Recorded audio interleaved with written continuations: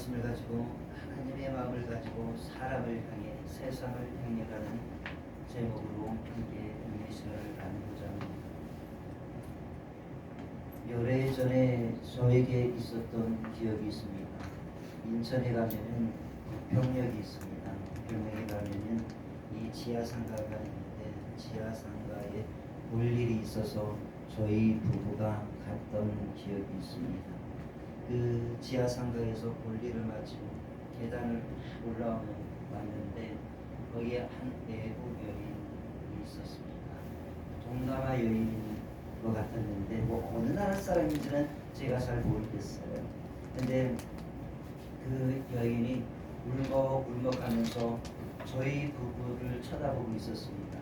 눈에는 눈물이 사물성이 있고요. 그래서 저한테 아저씨 좀 도와주세요 이렇게 말을 하는 것이었습니다. 제가 그냥 지나칠 수가 없었습니다. 그래서 그 이국 여인에게 이유를 물었습니다. 그랬더니 이 여인이 그 딸에게 인형을 주기 위해서 그 인형을 하나 샀어요. 인형을 하나 샀는데 5,000원이라고 해서 샀는데 5,000원이라고 해서 샀는데 이 그 10,000원짜리를 그 주인에게 줬답니다. 그런데 그 주인이 거스름돈을 거스러주지 않는다는 거예요. 그러면서 이 분명히 5,000원이라고 해서 샀는데 거스름돈을 돌려주지 않는다. 좀 아저씨 좀 도와주세요. 저한테 그런 도움을 요청을 했습니다. 근데 그 장사꾼은 계속 아니다. 10,000원이다. 나는 10,000원이라고 얘기를 했다. 이렇게 우기고 그 여인은 아니다. 5,000원이라고 분명히 이야기를 했다. 그래서 나는 10,000원짜리를 줬다. 이렇게 울먹울먹거리고 있었습니다. 그래서 제가 장사꾼에게 이렇게 한마디 했습니다. 아무리 애국 사람이랄지라도 10,000원이라는 소리와 5,000원이라는 소리 하나 분간하지 못하겠느냐, 구분하지 못하겠느냐, 뭐 하는 것이냐, 빨리 돈을 돌려줘라. 제가 이야기를 했습니다. 물론 제가 이렇게 단호하게 얘기했지만 지금 단호하게 말이죠. 그 순간 부드럽게 이야기를 했습니다. 부드럽게 돌려주세요. 뭐 하는 겁니까? 이렇게 말했습니다. 그랬더니 그 장사꾼이 화가 나가지고 돈 10,000원을 다 돌려주면서 안 판다. 그리고 그 여인에게 있었던 그 인형을 확 빼앗아 버렸습니다. 그렇게 사건이 일단락되는 것 같았는데 그 여인이 저에게 한 가지 부탁을 또 했습니다. 아저씨, 저 인형 좀 사주시면 안 돼요? 저 대신 제가 아저씨한테 돈을 5,000원 줄 테니까 저 인형 좀 사주세요. 그렇게 저한테 부탁을 했습니다. 제 딸 집에 있는 딸을 사다 주고 싶습니다. 저 인형 꼭 사주고 싶습니다. 저는 그 여인의 부탁을 들으면서 어머니의 마음을, 아름다운 어머니의 마음을 느꼈습니다. 집에 있는 딸에게 5,000원짜리지만은 그 5,000원짜리라도 그 딸에게 사다 주고 싶은 어머니의 그 아름다운 마음, 그리고 그 5,000원짜리 인형을 들고 좋아할 집에 있는 딸의, 기뻐하는 딸의 그 얼굴을 보고 싶어하는 그 어머니의 마음을 저는 느꼈습니다. 그리고 한편으로는 사악한 한 인간의 마음도 보았습니다. 그런데 그 사건이 생각날 때마다 제가 한 가지 후회하는 것이 있습니다. 제가 그 인형을 사줬을까요? 대신해서 안 사줬을까요? 사줬을까요? 안 사줬을까요? 사줬다고 한다면 후회한다고 하지 않았겠죠. 그 여인이 그렇게 말할 때 제가 상당히 냉정하게 그리고 상당히 이성적으로 안 되는 이유를, 타당성을 설명을 하면서 사주지 않고 그냥 돌려보냈습니다. 저는 그게 후회가 됩니다.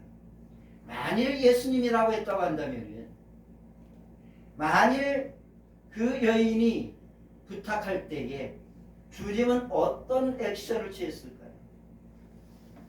하나님은 아마 주머니에서 10,000원짜리를 딱 꺼내서 그 인형을 사가지고 그 인형을 그 여인의 손에, 그 어머니의 손에 들려주지 않았을까요? 주님은 그 여인의 도움을 그렇게 이성적으로 냉정하게 거절하지는 않았을 것입니다.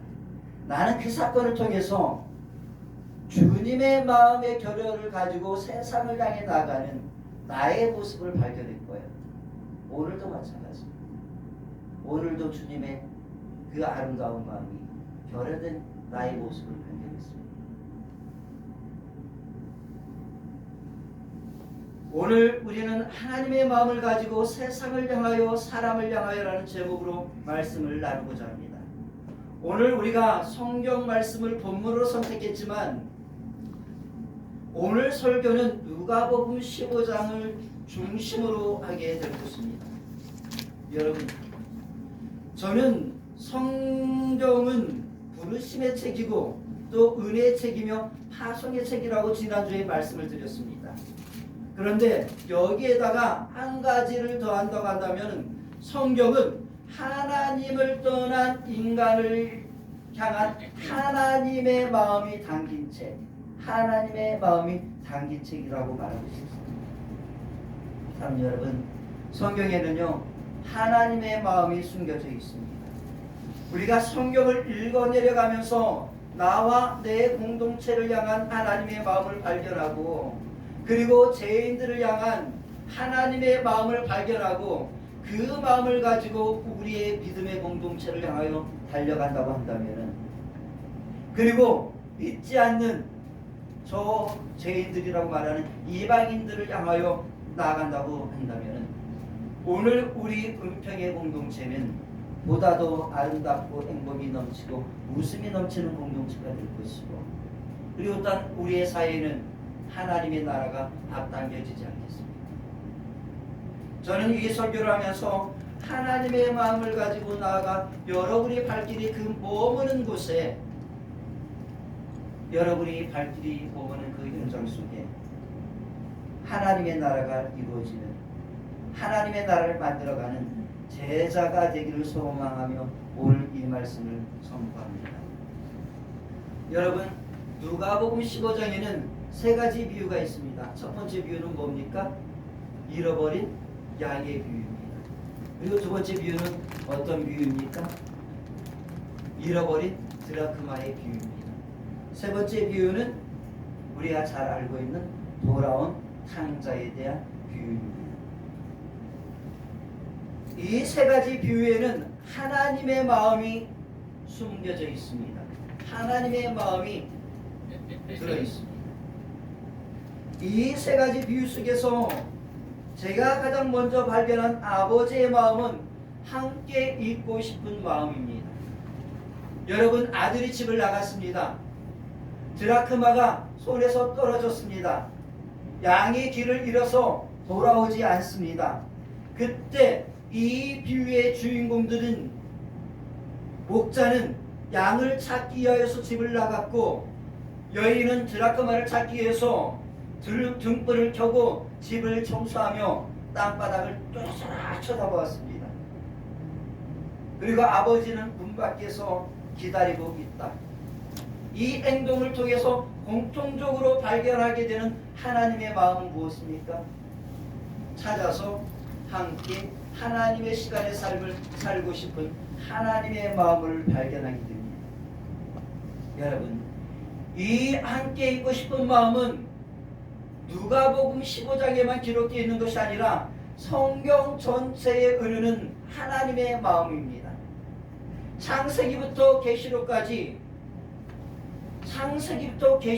살펴보게 되어지면 하나님을 떠나간 인간들과 함께 살고 싶은 하나님의 마음, 함께 걸어가고 싶어 하시는 하나님, 하나님이 만드신 집에서 함께 웃으며 먹고 마시며 즐기는 시간을 가지고 싶은 하나님의 마음이 기록되어 있습니다. 여러분, 하나님께서 태초에 인간을 왜 만들었을까요? 이유는 아주 분명합니다. 우리 같이 한번 행복하게 살아보자. 그래서 하나님께서 인간을 창조하신 것입니다. 이유는 이겁니다. 찬양의 목적이 있는 것이 아니라 우리 함께 행복한 삶을 살아보자. 그런데 인간은요, 하나님하고 같이 살고 싶지 않았었던 것 같습니다. 그래서 하나님을 피하여 숨어버렸습니다. 하나님을 피하여 숨은 아담을 하나님께서 부르십니다. 왜 불렀을까요? 왜 그가 있는 곳에 찾아갔을까요? 야, 그만 집으로 들어와. 집으로 들어와서 나와 함께 같이 살자. 그렇게 같이 살자고 부르셨습니다. 여러분, 아브라함을 부르셨습니다. 왜 하나님께서 아브라함을 불렀을까요? 인생의 길을 혼자 걸어가지 말아라. 우상하고 함께 걸어가지 말아라. 나와 함께, 천지를 창조한 나와 함께 인생의 길, 비전의 길을 한번 걸어가 보자. 그래서 아브라함을 하나님께서 부르신 것입니다. 이스라엘 백성을 왜 불렀을까요? 나하고 같이 함께 살아가면서 살기 좋은 나라 한번 만들어보자. 행복한 나라 만들어보자. 공의와 정의가 흐르는 나라 만들어보자. 사랑이 넘치는 나라 한번 만들어보자. 행복한 나라 한번 만들어보자. 하나님 나라 건설해보자. 함께. 그래서 이스라엘 백성 부른 것입니다. 그리고 오늘 우리를 왜 불렀을까요? 나하고 같이 저 영원한 천국에서 함께 살아보자. 그래서 오늘 우리를 부르신 것입니다. 여러분, 우리가 성경을 읽어 내려가면서 발견해야 할 첫 번째 하나님의 마음은 함께 살고 싶어 하시는 하나님의 마음. 그 간절한 마음을 우리가 발견해야 합니다. 우리 다 같이 한번 해보겠습니다. 하나님은 당신하고 함께 살고 싶어 하십니다. 하나님은 당신하고 함께 살고 싶어 하십니다. 그런데 오늘 이 마음은 오늘 여기 있는 우리만을 향한 마음이 아니죠. 우리만이 아니라 우리 모두를 향한 마음, 그리고 세상 모든 민족을 향한 마음입니다. 한국 사람이나 일본 사람이나 그리고 중국 사람이나 북한 사람이나 동양 사람이나 서양 사람이나 아프리카 사람이나 아메리카 사람이나 흑인이나 백인이나 한인종이나 그리고 가난한 사람이나 부한 사람이나 볼 것 많은 사람이나 볼 것 없는 사람이나 모두와 함께 더불어 살고 싶어 하시는 것이 하나님의 마음인 것입니다. 여러분, 우리가 이것을 반드시 찾아내고 기억을 해야 합니다. 이 기억이 우리로 하여금 전도를 향한 동기를 가지게 하는 것입니다. 그렇다고 한다면 하나님이 우리와 함께 살고 싶은 마음을 가지고 있는 이유는 무엇일까요? 저는 그 답을 돌아온 탕자의 한 독배에서 찾을 수 있다고 봅니다. 16절과 17절입니다. 우리 다 같이 한번 읽어보도록 하겠습니다. 여기 한번 보면 PPT를 보면 되겠습니다. 같이 있습니다. 시작. 그가 돼지 먹는 지엄 열매로 배를 채우자 하되 주는 자가 없는지라. 이에 스스로 돌이켜 이르되 내 아버지에게는 양식이 풍족한 둘뿐이 얼마나 많은가. 나는 여기서 주려 주는구나. 집을 떠나 개고생하는 아들의 독백의 내용은 무엇입니까? 이 독백 속에 집 떠나 개고생하는 아들이 발견한 진실이 하나가 있습니다. 아버지의 집에는 나에게 필요한 것이 모든 것이 다 있다. 그의 굶주림의 문제를 해결해 줄 수 있는 양식도 있고요, 인생의 문제를 해결해 줄 수 있는 답이 있고요, 죽음의 문제를 해결해 줄 수 있는 생명이 있고요, 나의 수치를 덮어줄 수 있는 옷이 있고요, 나의 냄새나는 이 몸뚱아리를 깨끗하게 씻겨줄 향기 나는 몸으로 바꿔줄 샤워할 수 있는 공간도 있고요, 상하고 지쳐 내 몸을 치료할 수 있는 그 치료제도 있고요, 비천해진 내 몸을 존귀하게 해줄 수 있는 아버지도 있다는 것입니다. 사랑하는 여러분, 하나님이 우리와 함께 살고자 하시는 그 이유가, 그 제안이, 이유가 여기에 있습니다. 하나님은 모든 것을 가지고 계신 분입니다. 우리에게 필요한 모든 것이 하나님의 손에 있습니다. 하나님에게는 좋은 것들이 있습니다. 좋은 것을 가지고 계신 하나님은 모든 것을 가지고 계신 하나님의 마음은 무엇입니까? 마태복음 7장 11절에서는 이르기를 너희가 악한 자라도 자식에게 좋은 것을 줄 줄 알거든 하물며 하늘에 계신 너희 아버지께서 구하는 자에게 좋은 것을 주시지 않겠느냐. 마태복음 7장 11절에서도 하나님의 마음이 소개되어지고 있습니다. 어떤 마음입니까? 좋은 것을 주고 싶어 하시는 하나님의 마음입니다. 여러분, 이것이 하나님의 마음입니다. 부모는요, 좋은 것이 있으면, 맛있는 것이 있으면 누가 먼저 생각납니까? 자식이 먼저 생각납니다. 오늘 예배를 드리기 전에 이 부모와 자식의 문제 때문에 설왕설래가 있었는데, 부모는 자식이 먼저 생각납니다. 그렇지만 자식은 부모가 생각나지 않습니다. 이것이 부모의 아픔입니다. 그러나 어떻게 합니까?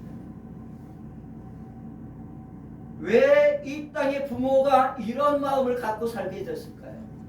여러분, 부모의 마음은 하나님의 마음인 것입니다. 부모의 마음은 하나님의 마음에 축소하는 것입니다.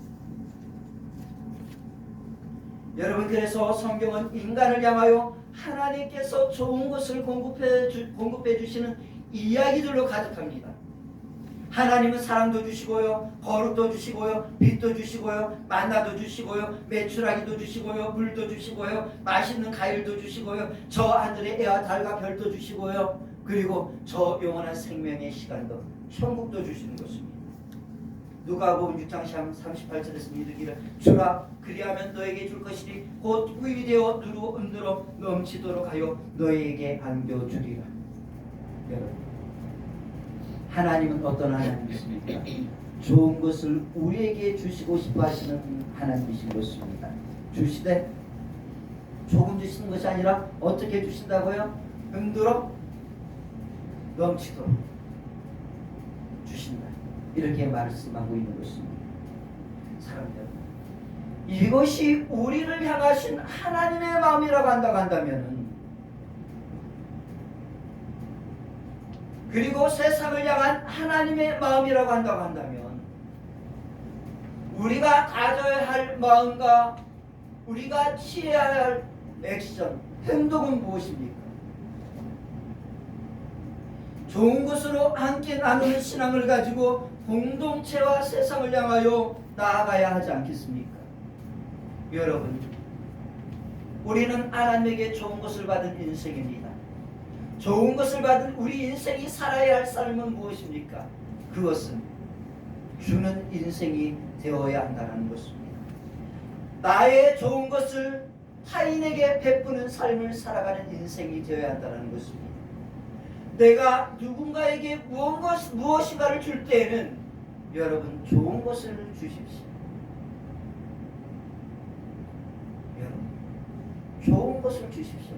하나님께서 우리에게 주실 때에 나쁜 거 주신 적 없습니다. 좋은 것들만 골라서 주셨습니다. 여러분, 그런 마음을 가지고 여러분들이 자녀를 향하여 나가지 않습니다. 그 마음을 가지고 세상을 향하여 우리가 나가야 합니다. 좋은 것을 가지고. 성경은 말하기를 잠언 11장 24절에서 흩어 구제하여도 더욱 구하게 되는 일이 있나니 가도히 아껴도 가난하게 될 뿐이라 말하고 있습니다. 여러분, 하나님이 주신 것에 신비한 법칙이 있는데 그것은 움켜쥐면 질수록 손을 세워나가고 우리가 손을 펴서 나누면 나눌수록 풍요로워진다는 것입니다. 이것이 하나님이 주신 것의 신비한 법칙인 것입니다. 여러분, 하나님이 우리에게 주신 것을 나만 가지겠다고 움켜쥐고 있으면은요, 그것은 모래알을 내 손에 쥐고 있는 것과 마찬가지입니다. 여러분, 바닷가에 가서 모래를 다 잡고 손에 다 잡고 막 쥐어본 적 있습니까? 막 쥐면 움켜질수록 어떻게 합니까? 모래알이 내 손에 남던가요? 그렇지 않습니다. 쥐면 움켜질수록 모래알은 빠져나가는 것입니다. 새어나가는 것입니다. 하나님께서 우리에게 주신 좋은 것도 이와 마찬가지 있습니다. 내가 가지기 위해서 움켜질수록 그 주신 좋은 것들은 내게서 새어나가고 하나도 남지 않는 것입니다. 공허가 되는 것입니다. 그러나 하나님께서 나에게 주신 것을 나누면 나눌수록 신비하게도 하나님께서 지속적인 공급을 허락하여 주시는 것입니다. 멈추지 않는 샘물이 되어 우리에게 흘러넘쳐나는 것입니다.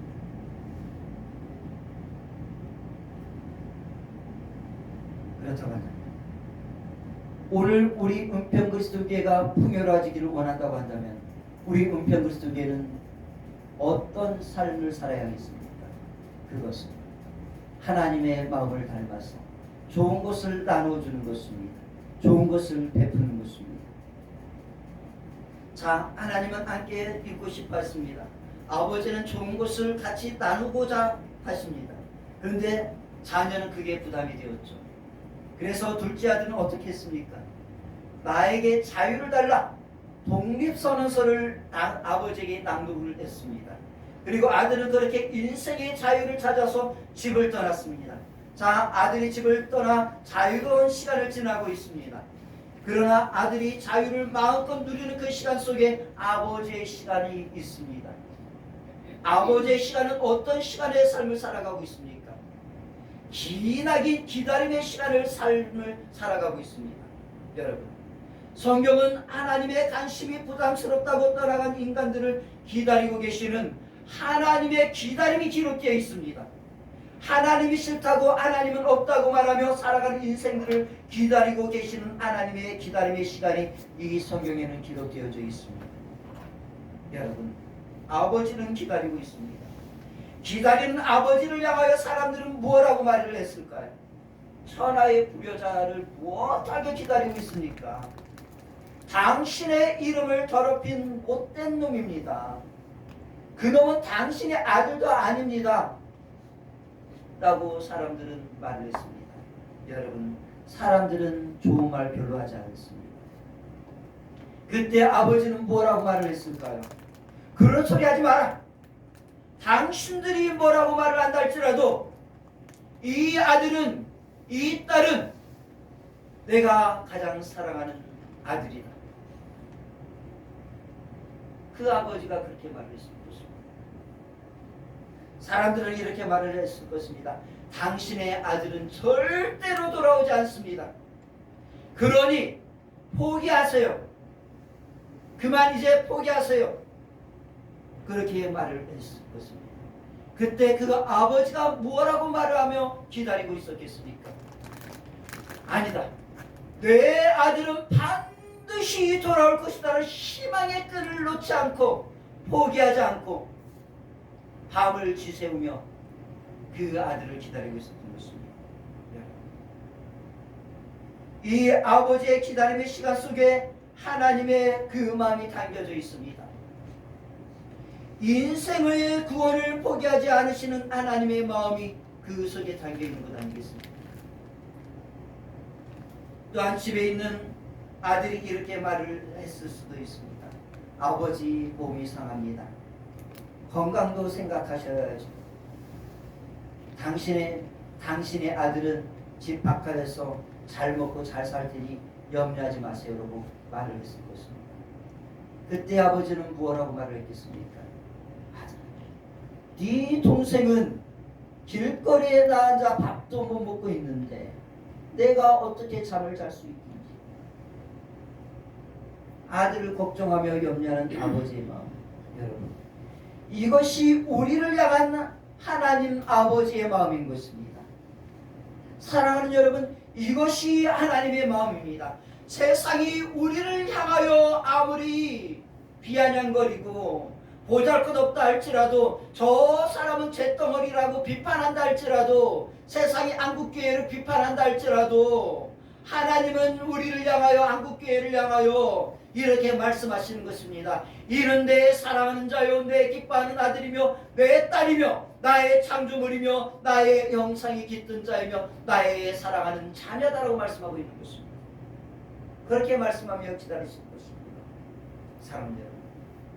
하나님이 싫다고 뛰쳐나간 사람도, 하나님의 이름을 더럽힌 사람도, 죄로 얼룩진 인생도, 하나님을 비방한 사람도 우리 하나님은 기다리고 계시는 것입니다. 그리고 누구든지 기다리고 계시는 아버지 하나님 앞에 돌아오기만 하면 예수 그리스도 안에서 구원받을 수 있습니다. 하나님의 자녀가 될 수 있는 것입니다. 하나님의 마음은 떠나간 이들이 돌아오기를 기다리는 마음입니다. 그리고 그 마음에는 누가 뭐라 할지라도 이는 내 아들이며 누가 무엇 할지라도 반드시 돌아올 것이라는 희망을 가지고 꺼져가는 심지를 끄지 아니하고 상한 갈대를 꺾지 아니하고 회복될 때까지 포기하지 아니하시며 기다리시는 하나님이신 것입니다. 이것이 하나님의 마음이라고 한다면 우리가 본받아야 할 하나님의 마음은 무엇입니까? 그것은 한 영혼을 구원하기 위해서 반드시 기다림의 시간을 지나가야 한다는 것입니다. 여러분 혹시 기다림의 시간 속에서 지쳐 있습니까? 실망하고 있습니까? 낙심하고 있고 낭망하고 있습니까? 포기하고 싶습니까? 기다림의 시간이 비록 힘들고 고단하고 지치고 탈진되고 번아웃되고 그리고 나에게 희망의 끈을 놓치게 한다 할지라도 그리고 우리에게 불신이 생긴다 할지라도 하나님의 마음을 가지고 긍휼히 여기는 마음을 가지고 또한 포기하지 않는 마음을 가지고 희망의 끈을 놓지 아니하고 눈물로 기도하며 사랑하며 그래도 사랑하며 기다려야 하는 것입니다. 시편 126편 6절에서 말씀하시기를 울며 씨를 뿌리는 자는 반드시 기쁨으로 그 곡식단을 가지고 돌아오리라 말씀하고 계시고 그리고 갈라디아서 6장 9절에서 말씀하시기를 우리가 선을 행하되 낙심하지 말지니 때가 되면 포기하지 아니하면 반드시 거두는 날이 올 것이라고 말씀하고 있는 것입니다. 여러분 포기하지 마십시오.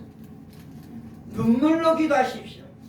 그리고 이 모든 일에 하나님의 선한 마음으로 힘을 합하여 우리가 기도해야 합니다. 반드시 우리가 선한 마음으로 힘을 합하여 기도해야 합니다. 여러분 그렇게 기다렸습니다. 아들을 향한 그리움으로 그렇게 기다렸습니다. 힘들고 지친 기다림의 시간을 지났더니 마침내 행복이 찾아왔습니다. 축제가 벌어졌습니다. 여러분 기다리면 힘든 시간이지만은요 하나님의 마음을 가지고 기다리며 포기하지 않고 기다리며 사랑의 마음을 가지고 기다리며 좋은 것을 주면서 기다리면 반드시 기다림의 끝은 행복이 찾아오는 것입니다. 그리고 축제가 일어나는 것입니다. 여러분 마침내 아들이 돌아왔습니다. 마침내 찾았습니다. 자 아들이 돌아오자 아버지는 상거가 아주 먼데 아들을 향하여 달려가 안고 입맞춤을 했다고 성경은 말하고 있습니다. 여러분 여기서 입맞춤은 단 한 번의 형식적인 입맞춤을 말하는 것이 아닙니다. 이 입맞춤은요 언어로 카테필레이션이라고 하는데 많은 입맞춤입니다. 여러 번 거듭하여 입을 맞췄다 이런 의미를 갖고 있습니다. 여러분 생각해 보시기 바랍니다. 여러분 이 아들의 입이 깨끗했을까요? 이 아들의 입에서는 많은 냄새가 났을 것입니다. 그러나 이 아버지는 그 아들의 입에서 나는 그 냄새쯤은 아무런 문제가 되지 않았습니다. 그 냄새까지도 이뻤습니다. 그래서 그 입에 여러 번 입을 맞추었다라고 성경은 말하고 있습니다. 여러분, 이것이 오늘 우리 하나님의 마음인 것입니다. 아무리 우리가 냄새난다고 더럽다 할지라도 우리가 돌아가기만 하면은 너무너무 좋아서 안아주고 이쁘다 하면서 우리에게 입맞춤 하시는 것이 하나님인 것입니다. 그리고 그 품에 꼭 안아주시는 것입니다. 사랑합니다. 이것이 하나님의 마음입니다. 이 입맞춤과 달려감 속에는 아버지의 기쁨이 들어있습니다. 아들이 한 걸음 올 때 아버지는 10걸음을 달려갔습니다. 여러분 기억하십시오. 내가 한 걸음 하나님을 향하여 나갈 때 하나님은 너무 기뻐서 버선발로 뛰어오시고 있다는 사실을 기억하시기 바랍니다. 그리고 우리의 냄새나는 입에 입맞추기를 멈추지 않았다는 사실을 기억하십시오. 그리고 하나님이 나에게 그렇게 달려오셨다고 한다면 나도 그렇게 버선발로 죄인들을 향하여 달려가야 한다는 사실을 기억해야 합니다. 그리고 냄새나는 그 사람의 삶 속에 거룩한 입맞춤과 사랑의 입맞춤을 그들의 삶 속에 해야 한다는 것입니다.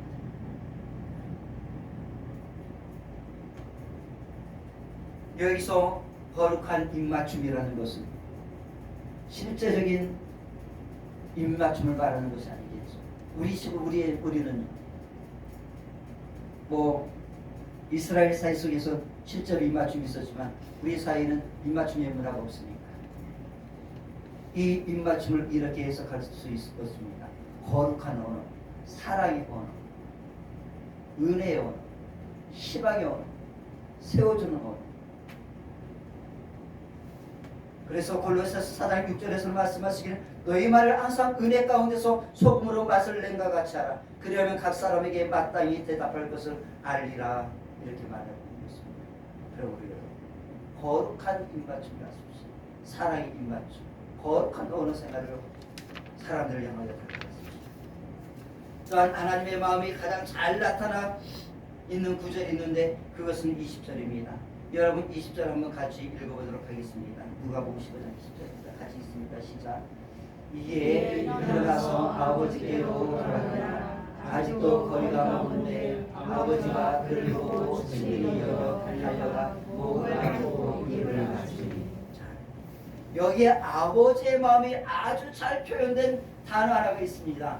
어떤 단어입니까? 측은히 여겨. 측은히 여겼다는 단어가 있습니다. 여기서 측은히 여겼다라는 이 단어는요, 단순하게 불쌍히 여겼다, 동정하는 마음, 그런 정도의 마음이 아닙니다. 측은이란 말입니다. 언어적으로 어떤 표현입니까? 너무 어렵죠. 스플람 크니 좀 하이라고 말하는데 이것은 중요하지 않습니다. 도와주지 않고는 견딜 수 없는 그 마음의 상태. 이게 측은히 여겼다는 말입니다. 측은히. 이 측은히 여겼다라는 이 아버지의 그 마음속에서 이 아들의 상태가 얼마나 비참한 처지인지를 우리는 충분히 알 수 있을 것입니다. 여러분, 이 아들이 힘들 때 아무도 도와주지 않았습니다. 이 아들을 향하여 아무도 손을 내미는 이가 없었습니다. 지엄 열매를 먹고 싶었으나 그 지엄 열매도 빼앗아 버렸습니다. 이 아들이 배고프다고 말할 때 그 아들에게 빵 쪼가리 하나 주는 사람이 없었습니다. 오히려 조롱하고 비방하고 멸시만 했을 뿐입니다. 그 아들은 비참해질 대로 비참해진 몰골로 돌아왔습니다. 그때 아버지는 내가 돌봐주지 않으면, 내가 도와주지 않으면, 내가 손을 내밀지 않으면, 내가 이 아이를 안아주지 않으면 이 아이는 죽어버릴 것이다. 내가 도와주지 않으면 안 된다. 그 마음을 가지고 그 아들을 바라보았다는 것입니다. 그 측은히 여기심이 그 아들을 돕게 했다는 것입니다. 사람들, 오늘 우리를 향하신 하나님의 마음은 측은지심입니다. 측은히 여기는 마음인 것입니다. 여러분, 세상이 외면합니까? 세상이 냄새가 난다고 우리를 조롱합니까? 세상이 여러분을 보고 비웃습니까? 세상이 여러분을 도와주지 않습니까? 그래서 탄다처럼 힘겨움으로 지쳐 쓰러져 있습니까? 그때 너무 슬퍼하지 마십시오. 우리를 도우시는 분이 계십니다. 시편 42편 11절에서 말씀하시기를 내 영혼아 내가 어찌하여 낙심하여 어찌하여 내 속에서 불안해 낭망하는고. 너는 하나님께 소망을 두라. 나는 그가 나타나 도우심으로 말미암아 내 하나님을 여전히 찬송하리로다 말씀하고 계시고, 또한 이사야 41장 10절에서 말씀하시기를 두려워하지 말라 내가 너와 함께함이니라 놀라지 말라 나는 내 하나님이 됨이라 내가 너를 굳세게 하리라 참으로 너를 도와주리라 참으로 나의 의로운 오른손으로 너를 붙들리라 말씀하고 계시는 것입니다. 사랑하는 성도 여러분, 하나님은 도우시는 분이라고 말씀하고 있습니다. 여러분 도와주고 싶은 마음이 하나님의 마음인 것입니다. 또한 이 세 가지 비유 속에서 공통적으로 나오는 것은 잔치를 벌였다라는 것입니다. 잔치를 벌였습니다. 여러분 이 잔치는 자본주의 논리로 따지면은요 절대 맞지 않는 잔치입니다. 여러분 드라크마가 오늘날로 가치로 따지면 얼마 정도 됐을까요? 이 여인은 드라크마를 찾아서 동네 잔치를 벌였습니다. 얼마짜리였길래 동네 잔치를 벌였을까요? 하루 품평 쌌습니다. 노동자들의 10만 원 정도밖에 되는 것이 아닙니다. 그것을 찾았다고 기뻐서 동네 잔치를 벌였습니다. 드라크마 찾았다고 송아지 잡고, 양 찾았다고 송아지 잡고, 아들 돌아왔다고 송아지 잡습니다. 그렇게 되면 경제적으로 자본주의 논리로 어떻게 되는 겁니까?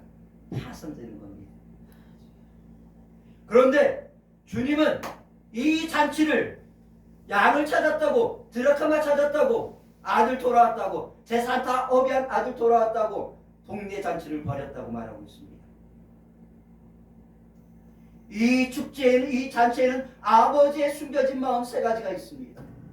첫 번째로는 자신을 그마 같은 인생이라고 생각하며 살아가는 바리새인 같은 인간들을 향하여서 하나님은 금화도 은하도 드라크마 같은 인생도 선화보다 귀한 인생이다라고 말씀하고 싶었던 겁니다. 누가복음 15장 1절을 읽어보시기 바랍니다. 이 비유는 바리새인들로부터 시작했습니다. 자신이 그마 같은 인생이라고 말하는 그 바리새인들로부터 시작했습니다. 그리고 두 번째는 생명은 돈보다 중요하다. 영혼을 구원하는 일에 물질을 아껴서는 안 된다는 것을 말해주는 것입니다. 그리고 세 번째는 영혼을 구원하는 기쁨은 하나님만의 기쁨이 아니라 우리 모두의 기쁨이 되어야 한다는 것입니다. 기쁨의 잔치의 주인공은 우리 모두여야 한다고 말하고 싶은 것입니다. 이것이 잔치 속에 숨겨진 하나님의 마음입니다. 누가복음 15장에 잃어버린 인생을 찾음의 비유는 행복한 결말입니다. 이 결말이 이런 행복의 축제로 이어질 수 있었던 원인은 무엇이라고 생각을 하십니까? 이 행복한 결말의 원인은, 출발점은 무엇입니까? 그것은 하나님의 마음입니다. 하나님의 마음이 해피엔딩을 가져온 것입니다. 하나님의 마음은 함께 하고 싶은 마음입니다. 하나님의 마음은 좋은 것을 나눠주면서 함께 있고 싶은 마음입니다. 하나님은 찾아가는 마음입니다. 하나님의 마음은 기다리는 마음입니다. 포기하지 않고 희망을 가지고 기다리는 마음입니다. 하나님의 마음은 금화도 은하도 드라크마도 다 귀하게 여기는 마음입니다. 하나님의 마음은 측은히 여기는 마음, 도와주고 싶은 마음입니다.